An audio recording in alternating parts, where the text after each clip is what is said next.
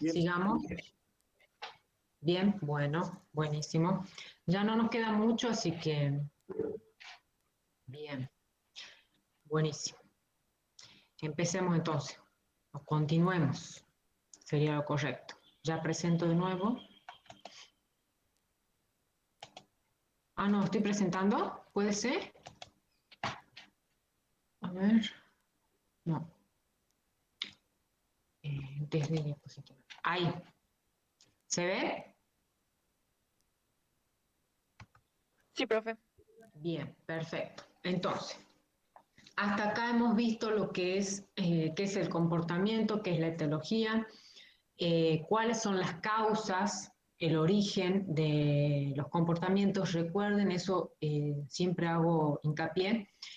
Un comportamiento no tiene solamente una causa, ¿sí? Un comportamiento puede ser tanto hereditario como por experiencia de aprendizaje o como por estimulación. Simplemente se separa así para que pueda ser más claro el entender y el estudiar. Pero tiene varias causas, un solo comportamiento puede tener varias causas. Después hemos visto los tipos de comportamiento. Ahora vamos a ver los trastornos del comportamiento. Para ver los trastornos vamos a diferenciar primero qué es un comportamiento normal de un comportamiento anormal. Un comportamiento normal es una conducta o un comportamiento de un animal que realiza en su hábitat natural y con una función específica. Esa función le ayuda a la supervivencia, a sobrevivir, ¿no es cierto?, a reproducirse, a dejar descendencia, ¿sí? Y decíamos que cuando un animal deja descendencia es porque se ha adaptado y evoluciona. ¿Qué pasa cuando el comportamiento es anormal? Un comportamiento anormal es una conducta atípica, fuera de lo normal, que se produce en un animal. ¿Por qué? Porque se le ha modificado o se le ha cambiado o se le ha eliminado su hábitat natural. Y el animal siempre tiende a adaptarse a lo nuevo que se le presente. Entonces, en esa adaptación surgen cambios o modificaciones en su conducta original. Vamos a ir viendo cuáles son esos cambios o esos trastornos del comportamiento. Lo podemos clasificar en estereotipos, canibalismo y agresión. ¿Qué son los estereotipos? Es un trastorno de comportamiento muy particular y sobre todo muy marcado en lo que es la especie equina. Son acciones repetitivas que realiza un animal o un individuo sin una función y sin un objetivo en común. Los estereotipos son indicadores de bienestar animal. Si yo veo que hace una determinada conducta, como por ejemplo ahí el caballo en la foto, está mordiendo un barrote de madera.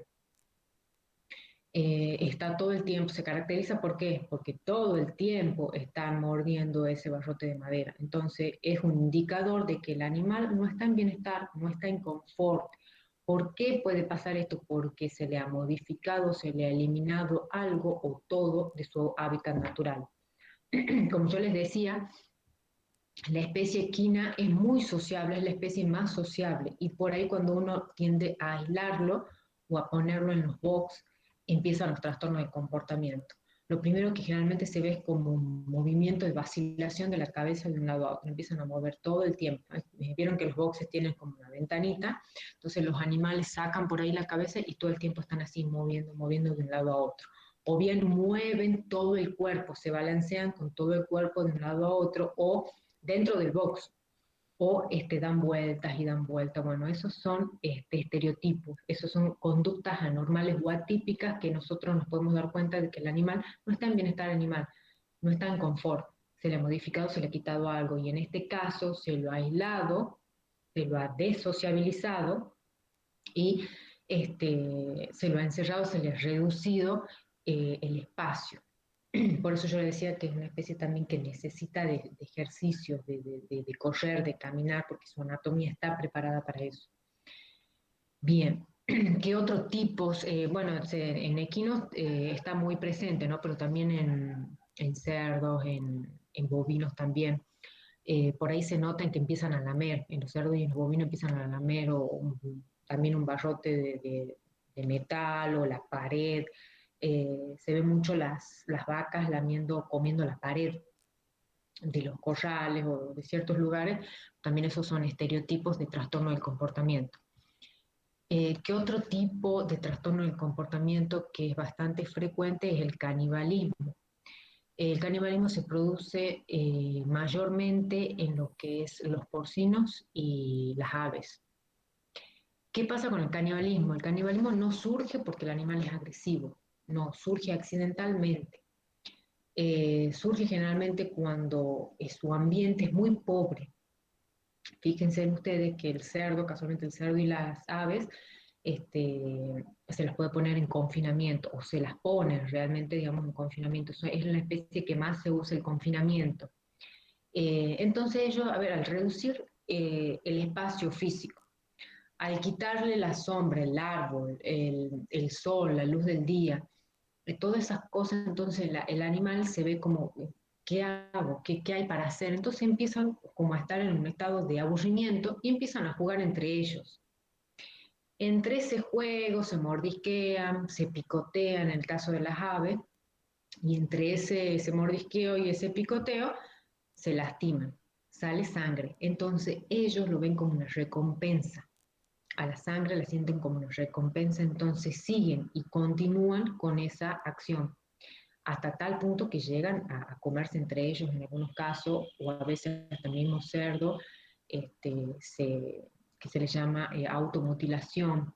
Ellos mismos, partes del cuerpo, empiezan a lastimarse y a comerse. En el caso de la gallina también llegan a lastimarse la cloaca y bueno, se mueren. Eh, pero bueno, viene por eso el canibalismo, no es porque sean especies agresivas, ni carnívoras, no, sino porque se les saca o se los elimina totalmente ese hábitat natural donde ellos se desarrollan normalmente. Eh, Acá vamos a hablar un poco del canibalismo materno-filial, que en cierta forma a veces puede ser un comportamiento normal y un comportamiento anormal. Muchas veces, sobre todo también los cerdos, también comen a las crías. Eso puede pasar por tres motivos. El primer motivo puede ser, que sería anormal en este caso, cuando durante la gestación de la hembra se le da una alimentación deficiente en nutrientes. Entonces, cuando nacen las crías en el momento del parto y en el momento de la lactancia, son estados fisiológicos que requieren de mucha energía, de mucho desgaste energético. Entonces ellos tienen que recuperar ese desgaste energético que no ha sido suministrado de buena forma durante la gestación. ¿Y cómo lo hacen? Comiendo a las crías. Eso sería, digamos, anormal, porque el hombre le debería proveer una buena alimentación. El comportamiento de canibalismo materno-filial normal, entre comillas, sería cuando come la cría porque sabe que la cría no va a sobrevivir, porque ha nacido enfermo con alguna enfermedad y sabe que no va a sobrevivir. ¿Sí? Entonces eso es propio de las especies para asegurar la supervivencia de, de las otras crías. Y el otro motivo por el cual se produce ese canibalismo materno-filial es porque se hereda el temperamento, en este caso la emocionalidad de ciertos animales muy celosos o muy posesivos, se hereda. Entonces eso se hereda y que es como que son madres, pero no entienden, o sea, no quieren, es como que no entienden que se tienen que hacer cargo de sus crías, entonces se alimentan, las comen, a las crías las matan en realidad. Pasa mucho también cuando tenemos mascotas y como que los criamos muy nosotros encima de la mascota, estamos muy posesivos y lo tenemos encima, come con nosotros en la mesa. Bueno, cuando son madres no saben, no entienden cómo tienen que hacer. Muchos de las hembras no se hacen cargo y terminan muriendo o directamente también las comen a las crías. Bien, ¿qué otro trastorno del comportamiento? La agresión. La agresión, cuando llega a ser un trastorno del comportamiento, que si bien es normal cuando hay un grupo de animales y tiene que haber a un orden jerárquico, entonces se dan las peleas para organización de ese orden jerárquico, pasa a ser la agresión un trastorno del comportamiento cuando sin motivo alguno, o sea, un individuo empieza a dañar físicamente a otro individuo, ¿sí? A otro animal. Entonces es ahí donde la agresión es un trastorno del comportamiento. O muchas veces, por ejemplo, las mascotas, cuando son agresivos hasta con el mismo dueño, entonces es un trastorno del comportamiento. Estos son los principales, ¿sí? Después, si no se hace larguísima la clase, cada especie también tiene sus trastornos particulares del comportamiento, pero bueno, yo me centré en estos tres nada más. Eh, Vamos a ver en qué se puede aplicar la etología, todo esto del conocimiento y del estudio del comportamiento animal, cómo lo podemos aplicar en producción animal. Yo ya les vengo nombrando lo que es el bienestar animal, cómo nos damos cuenta que el animal no está en bienestar ni en confort, porque por los trastornos del comportamiento, porque cambia su conducta y su comportamiento. ¿Cuándo cambia esa conducta? Cuando nosotros le estamos limitando o le estamos modificando su hábitat natural. Por ejemplo, naturalmente las aves eh, buscan su nido, hacen su nido para incubar los huevos, ellos se dan baños de arena, las aves duermen en su hábitat natural, no estoy hablando, duermen en las ramas de los árboles. Entonces, cuando nosotros tenemos un sistema de producción de gallinas ponedoras, por ejemplo, estamos quitando absolutamente todo eso. Entonces, está en nosotros, porque, a ver, hasta acá, legalmente no hay todavía nada como claro, sí hay muchas leyes, pero que hay más control ahora de esto, pero no hay nada claro que diga, bueno, no, un control que no le está dando bienestar animal, te hago una multa. Todavía no hay nada claro de eso. Pero bueno, está en nosotros en ver el beneficio, el costo-beneficio que tiene un sistema de producción, ¿no es cierto? Todos hacemos un sistema de producción como un negocio, queremos ganar dinero. Entonces, ¿qué resultados tengo si yo tengo un sistema de producción altamente intensificado? Pongo una batería de jaulas, por ejemplo, como la foto de la izquierda, en donde en cada jaula prácticamente entran entre 3 y 5 gallinas, donde ni siquiera tocan el suelo, porque el suelo es unas rejas de alambre, donde encima le producen problemas de pata. ¿Cuánto tiempo puede vivir en estado de salud que puede vivir un animal en esa jaula? Es un extremo. El otro extremo podría ser algo a campo, que acá en Argentina se está haciendo, ¿no? Hace ya 2 años se inició con un sistema de producción a campo de gallinas ponedoras, en donde se le puede ofrecer su hábitat natural, donde cada gallina tiene su nido, donde fíjense tienen los árboles, todo hermoso sombra, cada gallina puede ir y buscar su alimento. Este, pero bueno, acá también tenemos cosas desfavorables, como que están muy expuestas a las inclemencias del clima, eh, también a los depredadores, no están como muy protegidas.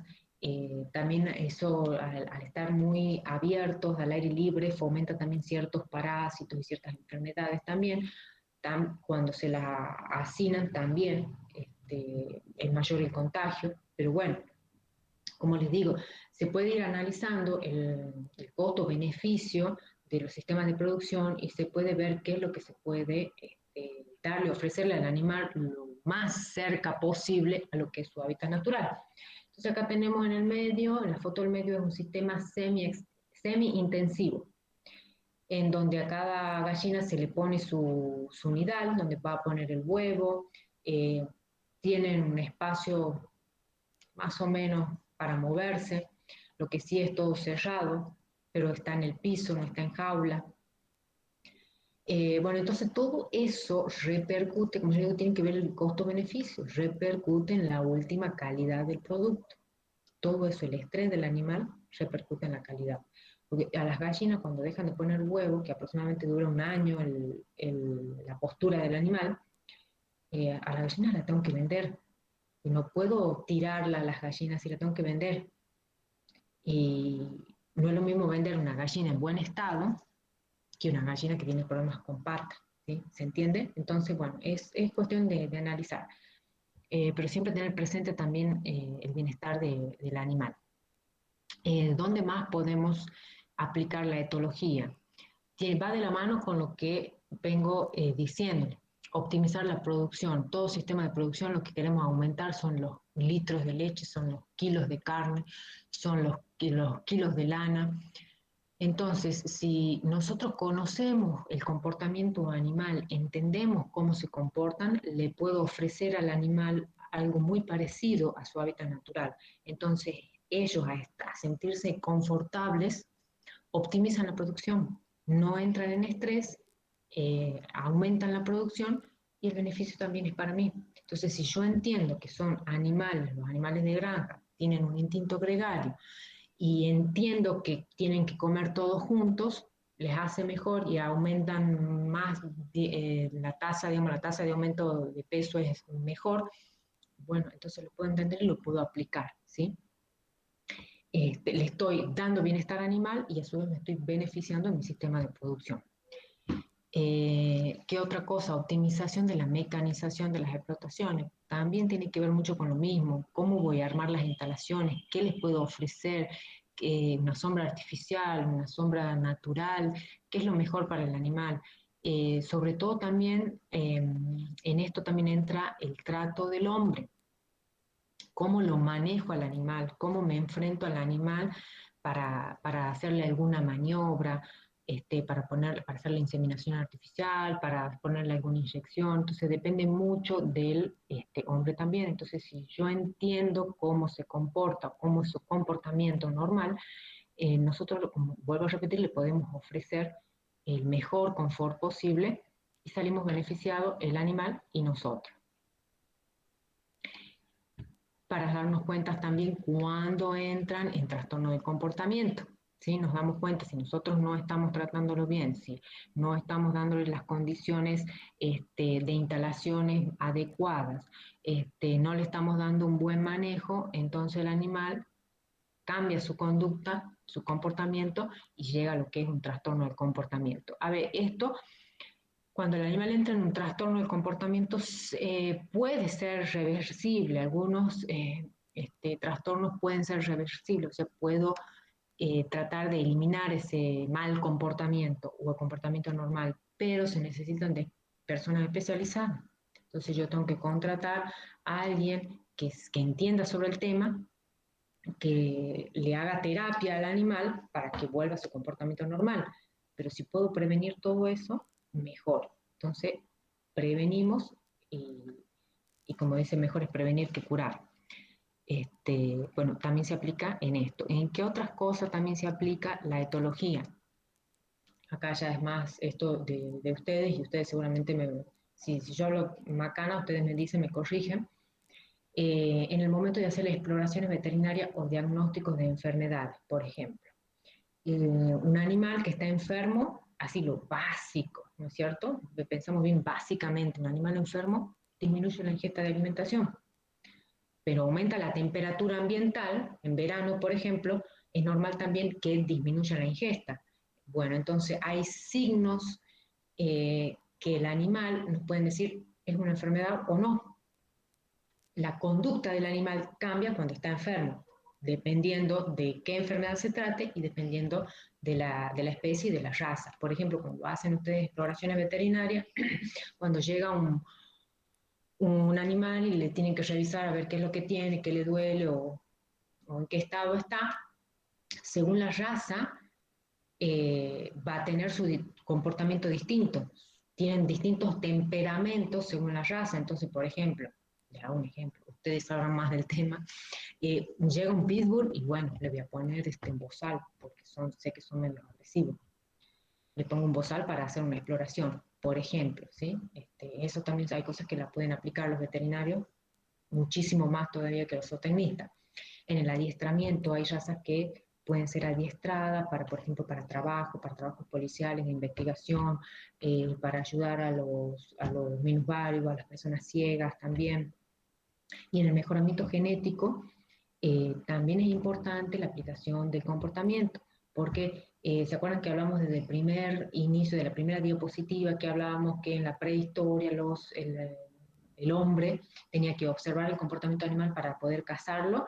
Bueno, si yo quiero tener un rodeo con buenos comportamientos o con comportamientos deseables, entonces voy a seleccionar aquellos animales que mejor me parezcan a mí. Acuérdense que los comportamientos también son hereditarios, ¿sí? entonces lo puedo aplicar en esa rama también. Bien. Bueno, esto es más que nada para redondear lo que venimos hablando, que es importante la interacción del hombre con el animal, conocer el comportamiento, aplicar como realmente corresponde la etología. Si esa interacción es positiva, es decir, si estoy dándole al animal un mejor bienestar, un confort, el animal va a estar en bienestar animal, valga la redundancia, no se me va a producir trastorno del comportamiento y va a aumentar la producción. Pero si esa interacción entre el hombre y el animal es negativa, no está en bienestar animal, empiezan los trastornos del comportamiento y la producción disminuye. Y por ende también las ganancias. Bueno, esto es más que nada algunos ítems para que tengan en cuenta qué pasa en la etología en la ganadería, en la producción de carne y de leche.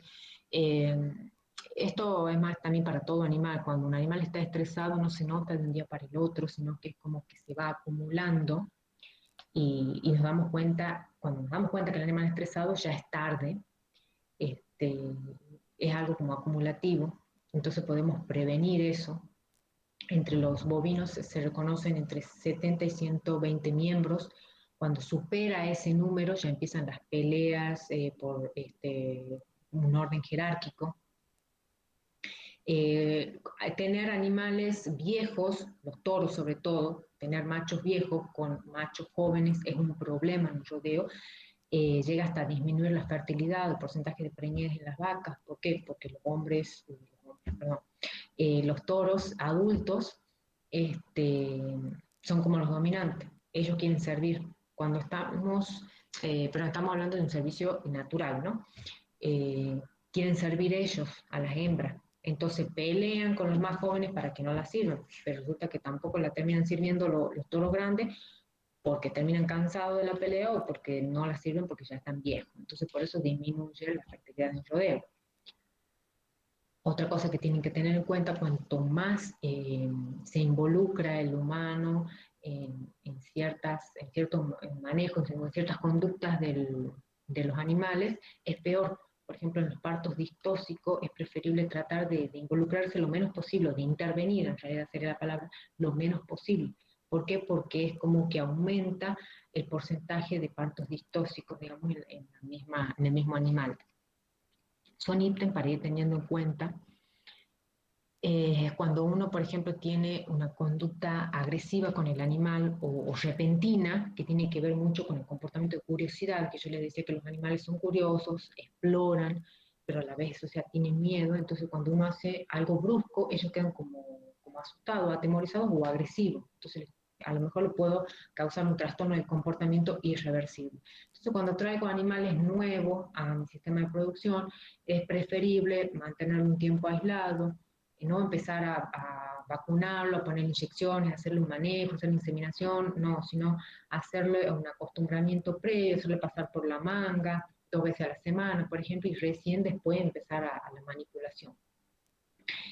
También es importante la confianza que tenga el operario sobre sí mismo. ¿Por qué? Porque cuando uno está confiado de lo que hace, es como que lo hace bien y seguro, entonces el animal responde a eso, pero si nosotros mismos desconfiamos de lo que vamos a hacer, entonces el animal presiente, lo siente y termina por no recibiendo la orden que queremos darle al animal. También hay que tener en cuenta que un animal estresado, como yo les decía, que hay que evitar el estrés, y cuando ese estrés es acumulativo, y se calcula aproximadamente que un animal estresado aumenta de peso un 40% menos que un animal no estresado. O sea que prácticamente estamos hablando del 50%. En el tambo es más o menos lo mismo. Las vacas, entre ellas también se reconocen entre 120 vacas. Cuando hay más de ese número de individuos, por ahí no entran en peleas las vacas, no es usual que peleen para ver quién domina y quién no. Entonces, ¿qué es lo que esperan? Empiezan a estresarse y empieza a bajar el nivel de producción de leche. Entonces, ¿qué es lo recomendable? Separar al rodeo cuando aumenta el número de 120 vacas más, es recomendable separar y trabajar en 2 rodeos. Entonces, se ha investigado que aumenta de un 10 a un 20% la producción de leche. Lo mismo con la personalidad del tampero, es lo mismo que yo le decía hace rato, tiene que estar confiado. En el momento del ordeño es importante en las vacas, porque necesito que la vaca esté tranquila para que se produzca la bajada de la leche. Es recomendable poner música, sí, pero música tranquila, no esa música muy ruidosa, cuarteto, cumbia, bueno, esas músicas no se recomienda, pero sí música tranquila, eso empiezan a hacer las vacas como una asociación de la música con la extracción de leche, entonces están calmas, tranquilas. Bueno, cualquier cosa, mal manejo o maltrato que se realice en el momento del ordeño es irreversible. La vaca ya entra nerviosa y me disminuye mucho el porcentaje de producción de leche. Eso como para que tengan en cuenta.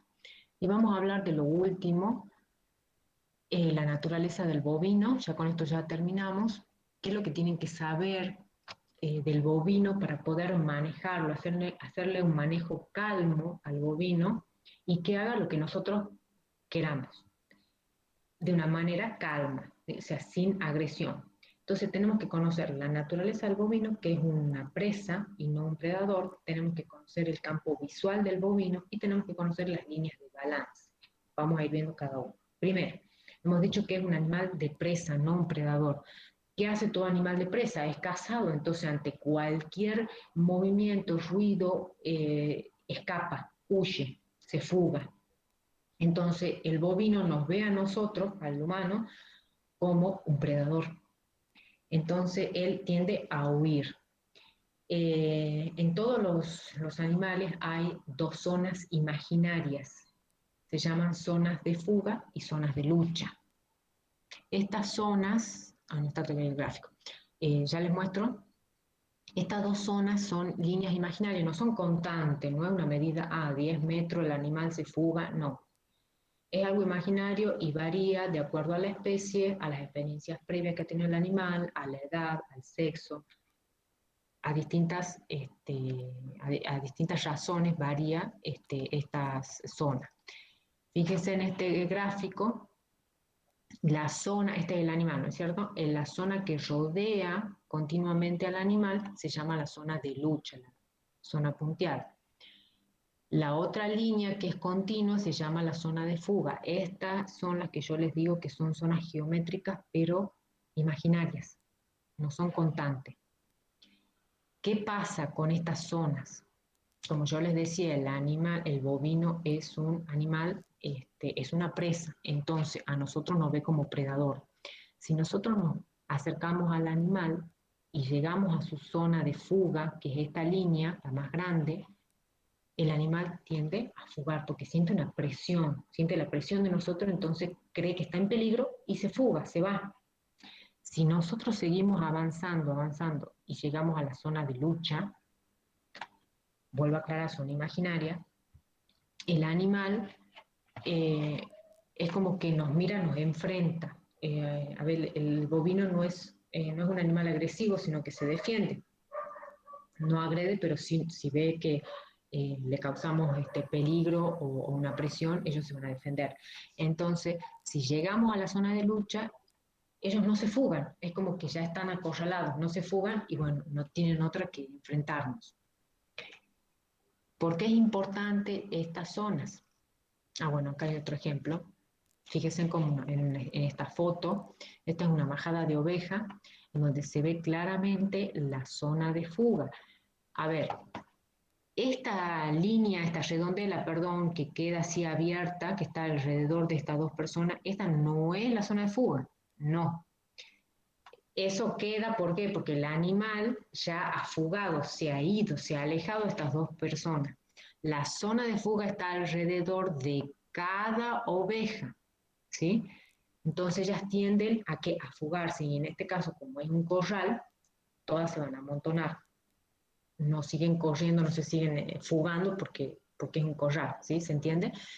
Pero eso que les quede claro, perdón, que la zona de fuga es alrededor de cada animal. Entonces, ¿qué han hecho? Se han separado, se han abierto a la presencia de estas dos personas. Entonces, ya conocemos las zonas de fuga y de lucha del animal, tenemos que conocer el campo visual del bovino. El bovino presenta una visión frontal, que en esta visión frontal es la binocular, que puede ver, percibir objetos y distancias perfectamente. Tiene una visión trasera, que es un punto ciego, que se le llama, que no ve nada de esa parte cuando alguien, cuando tiene algo atrás no lo ve, y tiene una visión, dos visiones laterales, digamos, a ambos costados, en donde el animal ve que hay algo, pero no con precisión, no es clara la distancia ni el objeto, pero siente que hay algo y ve que hay algo. ¿Qué otra cosa tenemos que conocer? Las líneas de balance en el bovino. Estas líneas también son imaginarias. Tenemos una línea de frente, que es como que lo corta al animal longitudinalmente, una línea de cruz que pasa por la cruz del animal y una línea de cadera que pasa por la cadera del animal. Este círculo que ven acá, o el óvalo es la zona de fuga del animal.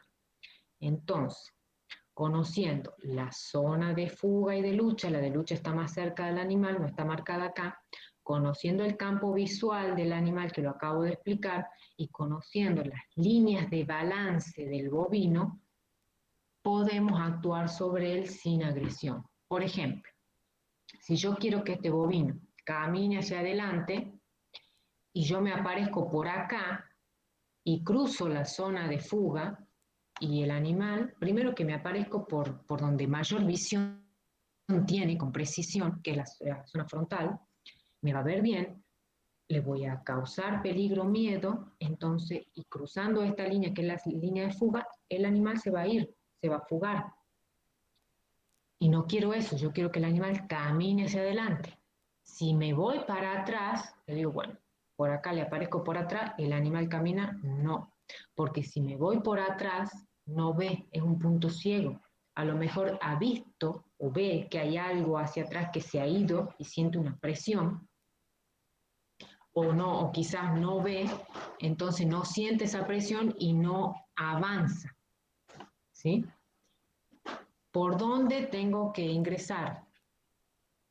Entre las líneas de cadera y las líneas de cruz. Entre esas líneas avanzo y sí o sí, para que el animal se mueva, tengo que cruzar la zona de fuga. Entre estas dos líneas, aproximadamente entrando con un ángulo de 45 grados, esto es teórico, pero sirve, entramos entre estas dos líneas, cruzamos la zona de fuga y el animal, ¿qué pasa? Estamos entrando por el lateral, en donde el animal sí siente presencia, nos ve, pero no nos distingue precisamente, pero siente una presión. Entonces el animal avanza hacia adelante, ¿sí? Entonces es lo correcto. Si nosotros queremos que el animal avance hacia adelante, que camine, o lo queremos hacer caminar, ingresamos por acá, por el costado, por la zona del flanco del animal, entre la línea de cadera y la línea de cruz. Si yo me quedo afuera de esta línea, o sea, esta es la zona de fuga, me quedo por fuera, el animal no avanza, ¿no? O sea que la tengo que cruzar. Fíjense en acá, vamos a ver otro ejemplo. Acá está el operario, la ubicación de la letra A sería el operario. Fíjense que está fuera, esta redondela es la zona de fuga. Este operario está por fuera de la zona de fuga. Está entrando bien, está entrando por los flancos, digamos, por el costado, un poquito más hacia adelante, diría yo, debería entrar, pero no cruza la zona de fuga, entonces el animal no se va a mover. Fíjense acá, el operario B, en la posición B, cruza la zona de fuga y el animal avanza. Este triángulo azul es la zona ciega que les decía yo, está representado con color azul. Y este triángulo rojo es la posición por el cual debería entrar el operario, que hace que avance el animal, pero siempre y cuando cruce esta zona de fuga, ¿sí? Si no la cruza, no avanza el animal. Pero ¿qué pasa? Cuando nosotros estamos trabajando en un rodeo, no tenemos un animal, no trabajamos con un animal, no queremos hacer mover un animal solamente, sino queremos hacer mover una tropa de animales. Entonces, ¿qué hacemos? Vemos a esa tropa de animales como una unidad. La separamos igual con las zonas de balance y tenemos que tener en cuenta también los campos visuales del animal. Fíjense, esta tropa está dividida en los animales punteros, dominantes y rezagados, ¿sí? La línea de cruz es como que cortaría, si vemos todo esto a una unidad, la línea de cruz pasaría por la cruz de un animal grande, por ejemplo, y la línea de cadera por la cadera. Estas líneas me dividen la posición de los punteros dominantes y rezagados. Los de adelante, que uno creería que irían los dominantes porque son los que dominan y los que van guiando, no, en realidad los dominantes van atrás. ¿Por qué? Porque le van diciendo a los de adelante hacia dónde tienen que ir. Estos, los punteros, abren el paso que le indican los dominantes. Y los rezagados, ¿quiénes son? Van atrás. ¿Y quiénes son? Generalmente son los animales viejos, los que están enfermos, las hembras preñadas o los más jóvenes, las crías. Van atrás. Entonces, de esta forma, si queremos hacer mover a toda la tropa, y si yo ingreso por acá, habíamos dicho, estamos con el campo visual de frente, donde el animal nos ve perfectamente, y si queremos hacer avanzar la tropa, no va, si aparecemos por acá de frente, no va a avanzar. Muy probable que pase que se corte acá, estos se asusten y se adelantan, y estos se detengan. Entonces se corta, se desordena toda la tropa. Si entramos por atrás, puede pasar lo mismo, pero con un corte acá, los rezagados se van a asustar y se van a detener y los dominantes se van a adelantar. Entonces, ¿por dónde sería la posición ideal que tenemos que entrar para hacer avanzar a la tropa? Es por esta zona del cuerpo. Se le llama zona de presión, ¿por qué? Porque si nosotros entramos acá es como que ellos sienten esa presión. Si no nos ven, nos sienten la presión, la presencia de nosotros, pero no nos distinguen bien. Entonces, entrando entre la zona de cadera y la línea de cruz, ingresamos con un ángulo aproximadamente de 45 grados, cruzando la zona de fuga y hacemos que la tropa continúe, porque es como que le estamos dando presión ¿a quién? A los dominantes. Y los dominantes les dicen rápido, avancen, porque sienten la presión nuestra, avancen, estos avanzan los dominantes y los rezagados le siguen a los dominantes, ¿sí? ¿Se entiende? Cualquier duda con esto me vuelven a preguntar, no hay problema. Pero ¿qué pasa? Nosotros a veces queremos hacer que ese camino o ese traslado de los animales sea continuo. Entonces yo no puedo ingresar por el costado de la tropa y yo quiero que vaya hacia adelante. Entonces yo no puedo ingresar por el costado y quedarme ahí en el costado. No, yo tengo que ir haciendo un movimiento continuo. Desde el costado voy hacia atrás hasta el otro costado en forma de zigzag. Estoy en este costado derecho, voy hacia atrás hasta el otro costado izquierdo y así sucesivamente voy haciendo ese movimiento para que el animal avance, ¿sí? Pero tengo que llegar al costado para que ellos sientan la presencia mía. En caso de que siempre, porque siempre por ahí puede pasar que el animal, hay uno, dos, tres o varios que salen del grupo, fíjense acá cómo están afuera estos, uno que hace lo pebrario va y lo busca al animal que ha salido, que se ha desviado del grupo. No, lo dejo. Lo dejo porque ellos, acuérdense que tienen instinto gregario, entonces tienden a andar en grupo. En algún momento del traslado, ellos van a volver hacia el grupo y van a seguir el camino, ¿sí? Entonces los dejo que se vayan, en algún momento vuelven. Yo sigo con ese movimiento de zigzag de costado a costado, pasando por atrás, ¿sí? ¿Alguna duda hasta acá? Pregunten si no han entendido esto de las líneas de balance, no hay ningún problema, les vuelvo a explicar.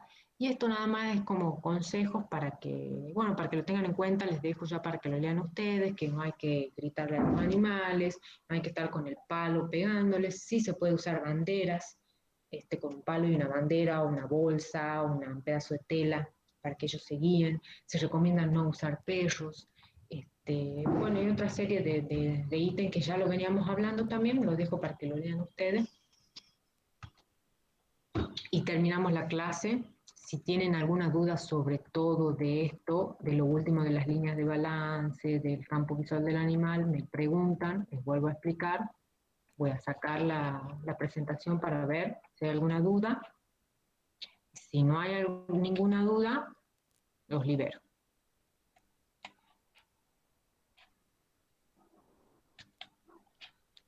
¿Ninguna duda entonces?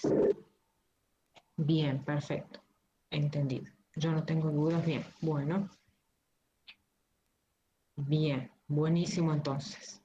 Bueno, espero que les haya ido bien en el parcial de hoy. Bueno, suerte para el parcial que tienen a la tarde, me han dicho que también rinden. Muchos éxitos, suerte y bueno, cualquier cosa seguramente va a haber una clase de consulta, así que si ha quedado alguna dudita por ahí, la resolvemos en la consulta antes del tercer parcial. Gracias a ustedes por la paciencia, por escucharme, los dejo libres. Nos vemos, chicos. Gracias a ustedes.